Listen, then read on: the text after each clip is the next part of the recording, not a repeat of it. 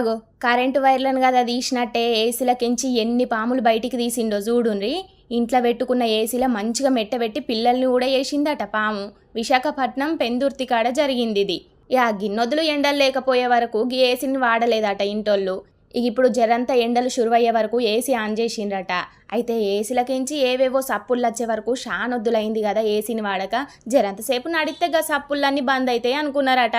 కానీ ఇంకా గట్టిగా బుస్సు బుస్సు అని సప్పుడు వచ్చే వరకు గిదేదో తేడా ఉన్నట్టున్నదని డోర్ను లేపి చూసిండ్రట.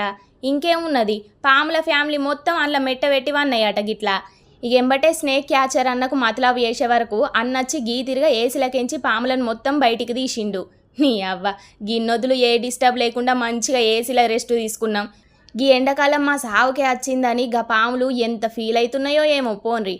చూసిండ్రు కదా పబ్లిక్కు, పాములకేడ జాగ దొరకనట్టు ఏసీల జొచ్చెట్ల మెట్టబెట్టినాయో. మరి వాడకుండా ఇండ్లల్లో పక్కకు పెట్టిన కూలర్లు ఏసీలు మీరు కూడా ఒక మలక షెక్ వేసుకోండ్రి జర పైలం మరి.